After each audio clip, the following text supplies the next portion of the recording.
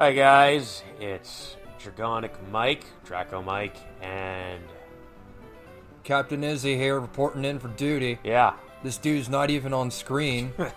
yeah, that's right. Oh, forgive me, I'm not even on screen. Who you might be asking? Well, we're doing a first impressions video of Pokemon Bank and Pokemon Home. Pokemon Home. Yeah, that's right. I wish it were Pokemon. You done screwed I it know, up. I wish it was Pokemon Bank, because that's worth the money. And this is... We'll see very soon that it is it- quite the opposite of yeah. that.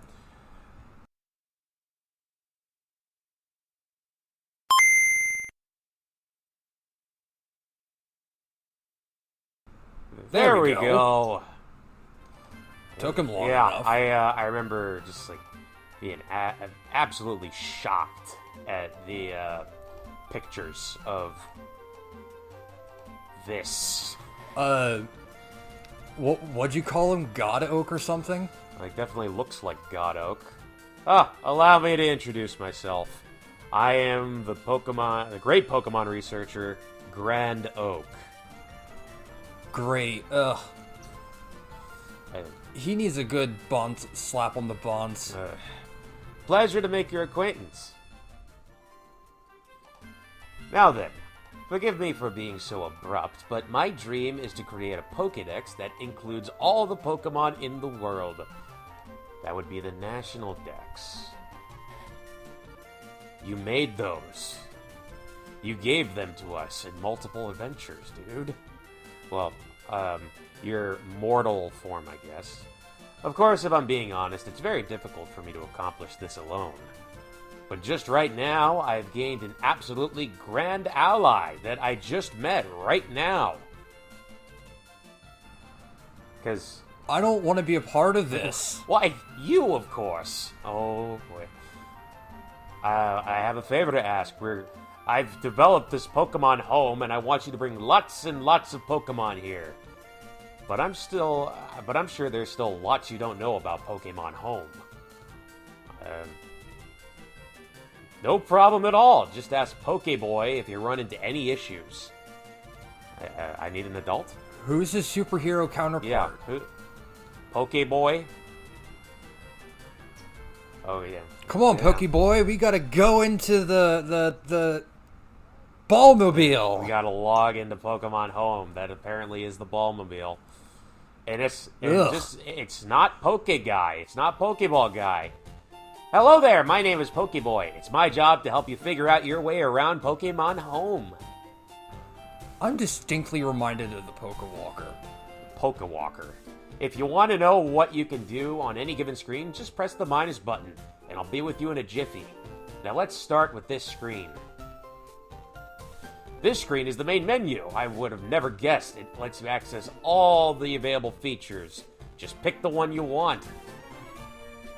We would if you weren't obstructing the way of greatness here, buddy. Supposed greatness.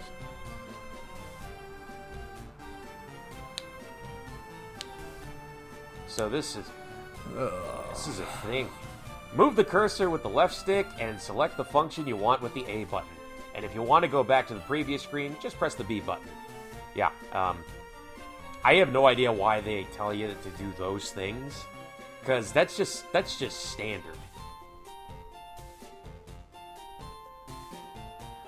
So let's get into this a little bit here. We got games to connect with Pokemon Home, and it lets us connect to Pokemon Home because it thinks it's a game. That's cute. And when you get Pokemon Home, you get a Pikachu, and not just any Pikachu, a Japanese Pikachu. So take from that what you will.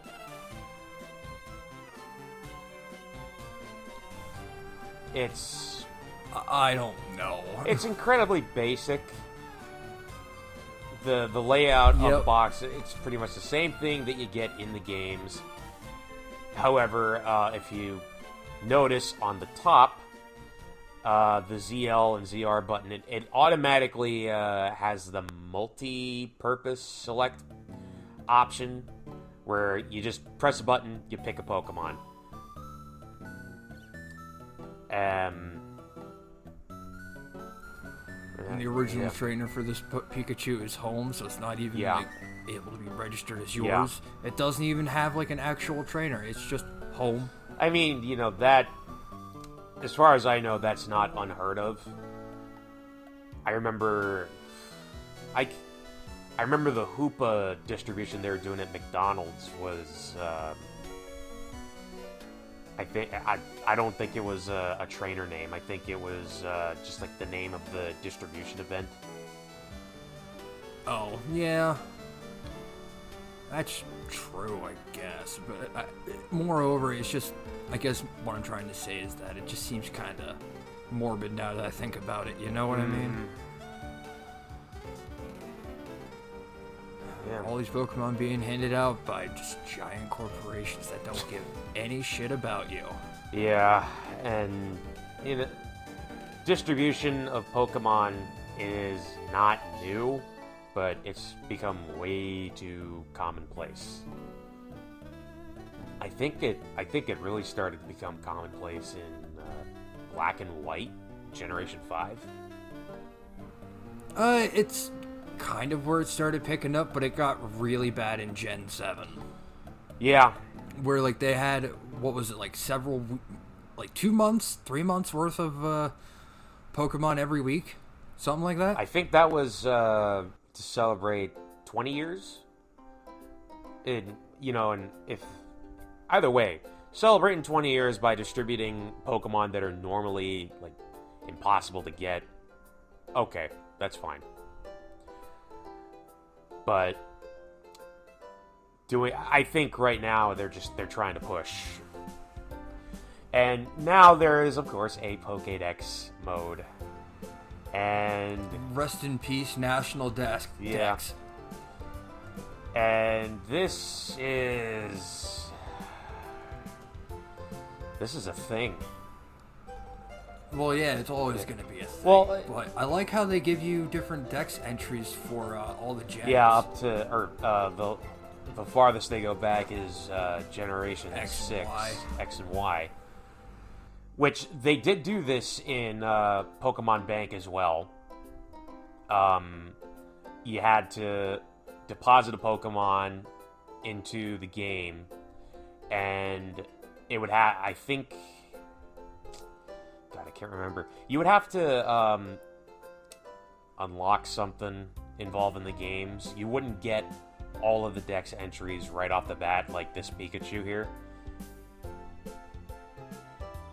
It's nice.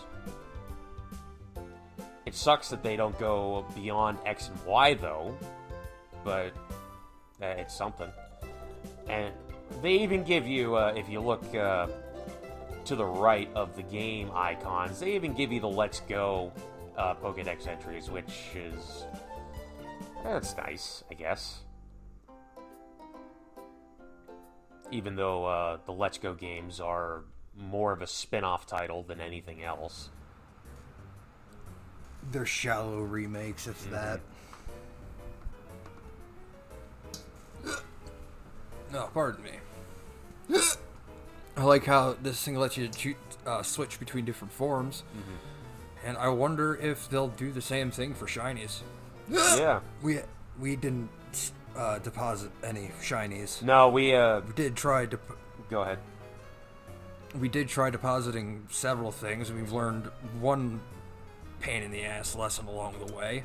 Which I should have known, given that I've used Pokemon Bank in the past, and that is, it resets your friendship levels. Oops. And, yeah, that sucks. I have since been able to get my Cinderace's friendship levels back up, so he's good. But I really wish that there was some kind of warning about this somewhere. They don't warn you about it, and if you if you take one of your Pokemon, put it in home because you want to do something that we'll get to in a little while here, you can't. Unless you want to swap reset the friendship stuff.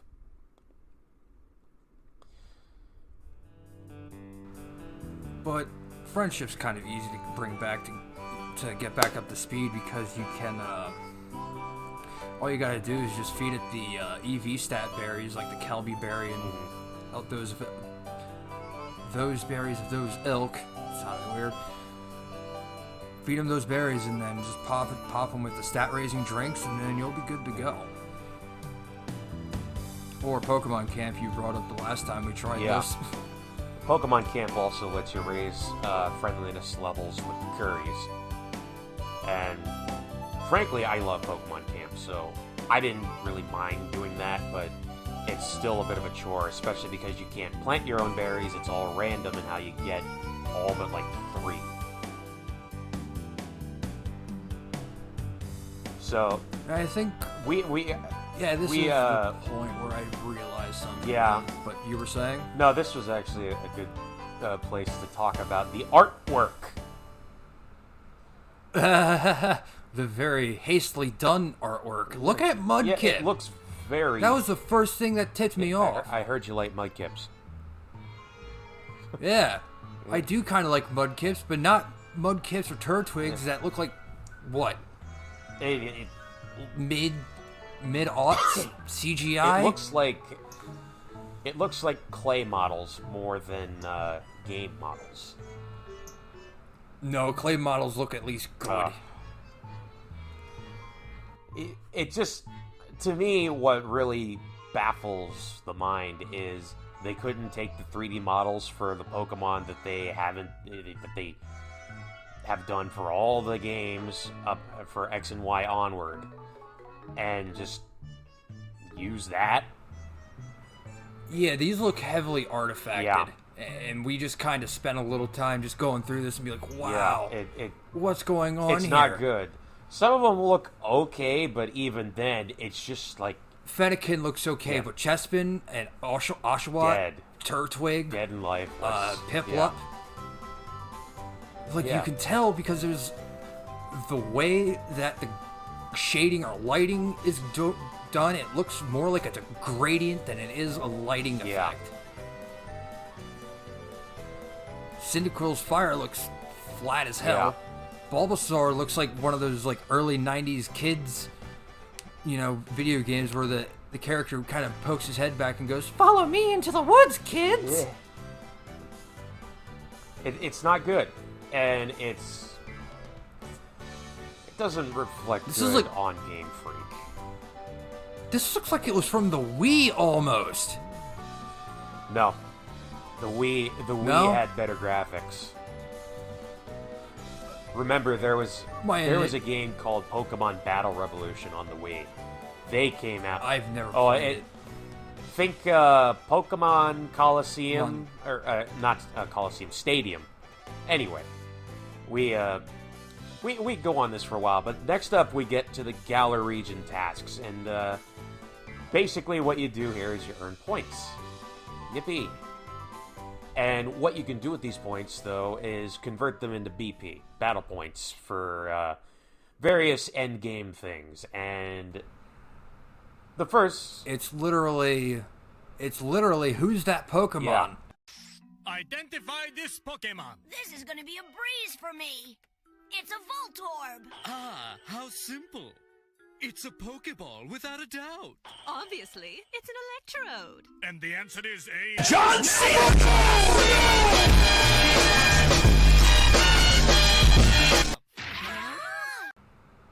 That makes me upset. So, this was when I tried depositing my Cinderace into... When I realized I could probably try depositing my Cinderace into the Pokemon Home, and... me and Izzy thought, maybe if we deposit a fully evolved starter Pokemon, it'll count. It doesn't. Or at least, it would put a point into another category that isn't revealed yet. Which makes me wonder if they've hidden some of these categories behind the paywall, which we'll get into in a little bit. That's something we probably should have said at the beginning. We're doing this on the free plan of Pokemon Home. We didn't spend any money, just the memory that was needed to house this program on here. And it's based on tasks, like how many tasks you've done before. I saw it flash by. Yeah. It's bland. Very, very bland. And it sucks if you think, oh, I'll just use Pokemon that I've got before. Should be no problem. And yeah, that's fine. And yeah, it doesn't take too terribly long to get friendship levels back up, like we said, but it's annoying. And then there's this notebook, which is it's a notebook. It's a mystery gift counter. That way you can't feel like, oh, I didn't get this or whatever. You don't have to feel that agonizing FOMO. And it's got a statistics thing as well. Yay! Yeah. Stats and numbers. Yeah. I like stats and numbers. That's why I'm Captain Izzy. Damn it!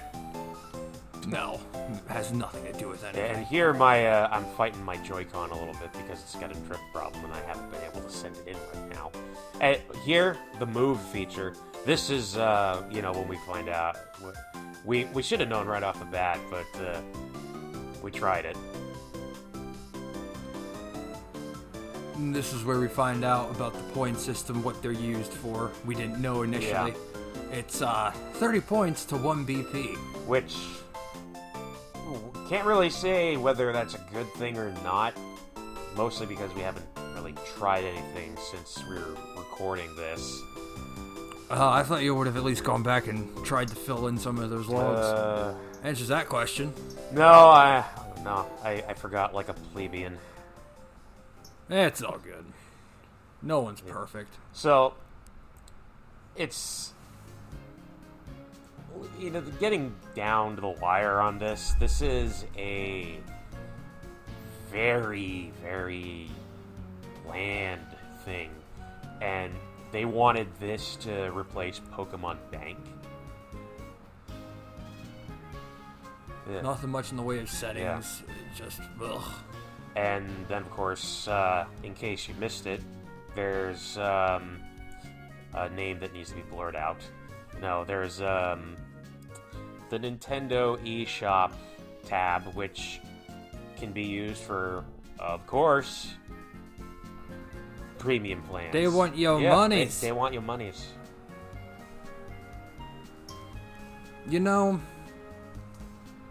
If you already know probably how outrageous these prices are. I mean, 30 days for $3, $1 a day? No way. No, wait. No, it's not $1 a day. I can't math. It'd be $30 then. Yeah. So... never mind. I'll shut up. The premium plan, you can get 3 different plans. They're just like Nintendo Switch Online. However, with Nintendo Switch Online, you get what you pay for. Pokemon Home is an atrocity. So... That's putting it light. Yeah, for those of you who haven't used Pokemon Bank, which is probably not a lot of you, but Pokemon Bank charged you $5 for a year.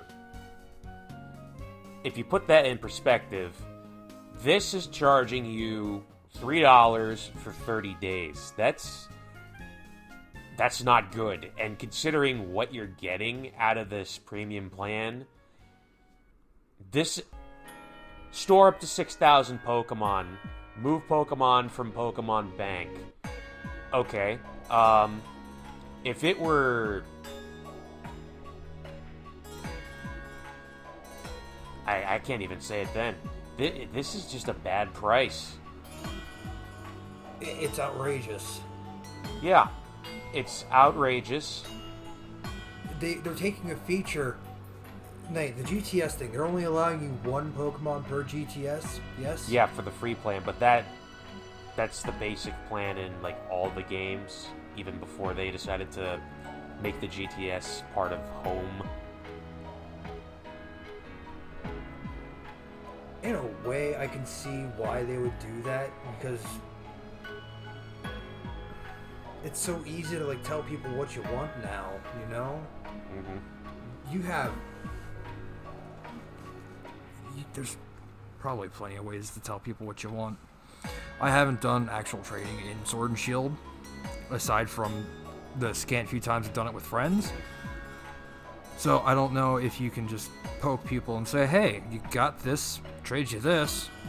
Have you done the GTS in past generations?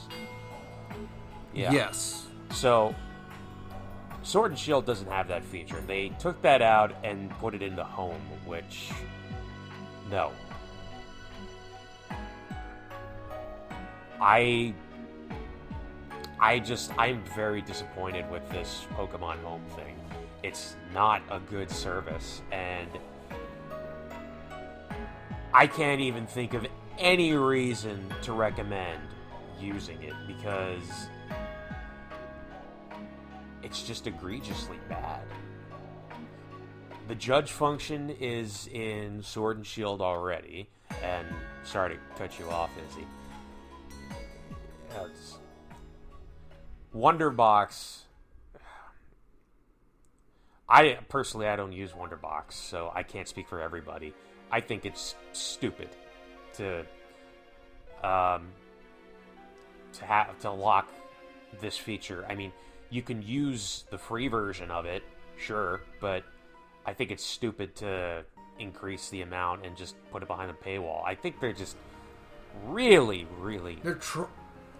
They're trying to grab you for what they can.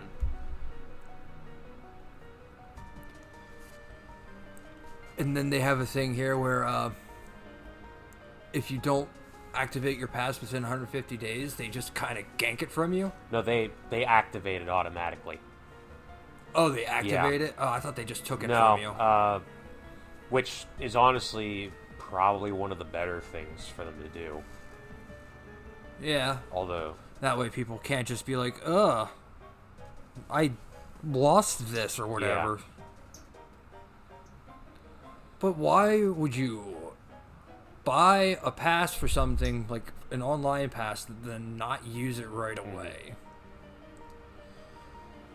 Whatever. Yeah. The other prices will just kind of throw up on screen. Yeah. Because it's outrageous. For a full year, they won $16-17. No way. And the thing is that that's about in the same range as Nintendo Switch Online. If you buy a year of that service, that's worth it. $20 for this? This is not worth it. No, this should even be like, most of these features should just be free because of the fact that we're buying Nintendo Switch Online. Now, granted, I know GameFreak's a different company, but I'm not going to get into that. I don't have... That's a discussion for another time. Yeah. And there will be other discussions about that. Oh, yeah. So, with all this being said, what do you think, Izzy? I think for what we're paying for it, for $3 for 30 days... on top of the $16 for a full year, that's what you would pay for Switch Online, roughly. You're getting ripped off. Look at the quality of the product that has been set before us. It is very slapped together, would you not say? I would agree. I think the artwork it's not good. I know that a lot of people like to rag on Sword and Shield and the whole Nintendo 64 trees in the wild area, but I don't care about that personally. But Home is bad. it looks nice, but then when you get to those the pictures of the Pokemon, it just looks bad. Yeah, after we had finished redoing the dub, so to speak, I took another look at Musharna's Pokedex entry for Gen 7. It doesn't look as bad as what we see in Home, but you can still see kind of how it looks bad. Pardon me. There's no excuse for some of these JPEGs or stills to look as bad as they do coming out of a AAA company. And this is GameFreak. It's GameFreak and the Pokemon company, but I think. Don't quote me on that. Regardless, what we've got is, I think GameFreak is getting very nervous. I think maybe even the Pokemon company might be getting nervous. I would hope so. I would definitely hope so too, especially after the Dexit controversies. They were trying to reassure us with the expansion when that was announced, but the expansions, we still gotta wait until June, which as of now it's not too far off, but Game Freak has a lot to answer for, and this is one of those things, because this is not good, and it makes me very nervous about the future and what Game Freak plans to do next. I honestly have no idea. I'm over it. Honestly, with all this Pokemon Home, unless they knock it way out of the park in Gen 9, which I hope they take their sweet time on. I really do. Yeah. I would like to see a dev cycle of at least 3 to 4 years on this. And, not... Oh, they worked on it while they were doing Sword and Shield. Why are they doing that? That's a stupid use of resources, especially when you consider the fact that the game hasn't changed all that much. Yeah. But that's a subject for another time. Yeah, that's going to be another kettle of fish that we boil alive later. Yeah. In our continuing tirade of two old men get really pissed off about a children's collectible game of Darwinism. Of Darwinism. The Darwinism games. Yeah. Like the Hunger Games, but worse. But anywho, yeah. I'm Captain Izzy. I'm a madman who plays Magic the Gathering. I'm DracoMic. And this is... Yeah, it's DracoMic. Yeah. What do you do? I play games. And you just play games? I play games, and I like to record things and read out loud. Yeah, we've noticed. Anywho, we hope you kind of enjoyed this little rant of ours. Leave a like, leave a comment, tell us what we should change, or even if we should continue on. I hope you don't tell us to stop, because I'm kind of trying to get into this. So, hey, this is Captain Izzy. See you later. Yep, DracoMic out.